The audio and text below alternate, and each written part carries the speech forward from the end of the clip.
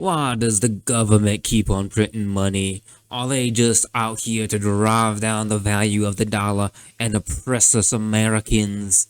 Goddamn selfish Federal Reserve commies. Well, actually, there are basically two reasons why the government prints money. I mean, I guess there's three, but the third one is kinda weird. So the first reason is to basically keep money circulating in the economy. So think about it this way. Let's say you're out buying a random generic good, since I don't have a sponsor, and the price is $100. But let's say you know that in a month the price is gonna drop to $90. You're probably gonna hold on and wait until the price drops. On the other hand, let's say you know next month the price is gonna go up to $110. In this case, you'd probably rather buy it today than wait for the price increase. So the price dropping to $90 is basically deflation, and the price going up to $110 is basically inflation. So this is why a little bit of inflation is usually considered good, since it encourages consumers to spend and circulate their money instead of just hoarding it. And that's why the Federal Reserve usually targets an inflation rate of about 2%. So yeah, normally inflation is kind of like calories. You need enough to survive, but too much and you can't move anymore. So, reason number two is to prevent a Great Depression. Now, before you guys can even understand why, I kind of need to explain a couple concepts first. So first, money supply is basically how much money is circulating in the economy and being printed by the government. Next, inflation is basically how much prices are increasing. Now, these two concepts are often confused, but they are not the same. Trust me, it'll make sense in a little bit. Now, here's a graph of the US economy over time. So you can see that normally GDP is growing, the rich are getting richer, etc., etc. But sometimes we got an emergency, it's a recession, Jerome, get the money printer!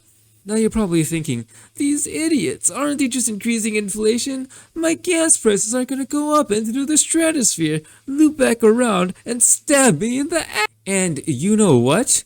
You're right. But remember the two concepts we just talked about?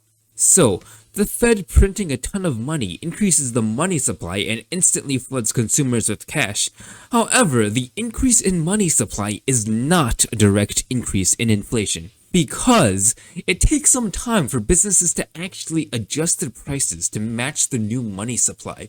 I mean, if you've ever worked for a big corpo, you already know that Austin from accounting is gonna be saying, what if we just add a tip option to the self-checkout instead of increasing the price? So, during the gap when consumers have more money and businesses have yet to adjust their prices, the purchasing power of every consumer is basically temporarily increased. You know, because the prices are the same and everybody has more money, which ultimately results in a boost in GDP. Now eventually, businesses are ready to adjust their prices and inflation will increase, and GDP will return back to normal levels. But hopefully, this temporary GDP buff boosts consumer confidence enough to stave off the recession. And basically, economists would say that the extra inflation is a worthy trade-off for ending a recession. So, all this sounds great in theory, but does it actually work in practice?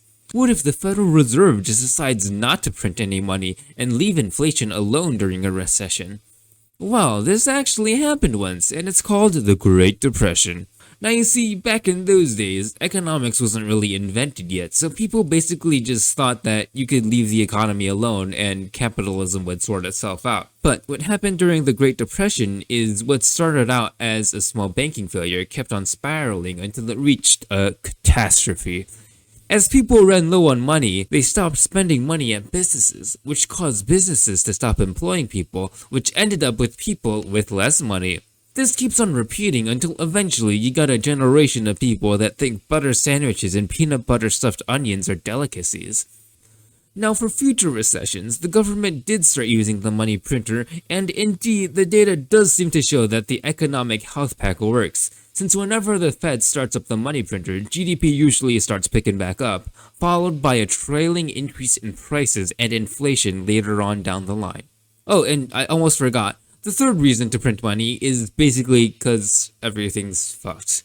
Or more accurately, the government has so much debt that the only way they can pay it back is by exchanging the money printer for the money factorio.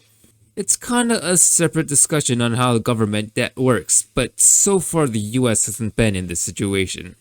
But, I mean, there's always room for improvement. So, are the feds a bunch of selfish pricks? Yes. Goddamn selfish bastards just want to save themselves from the next Great Depression and deprive us of our butter sandwiches and peanut butter stuffed onions.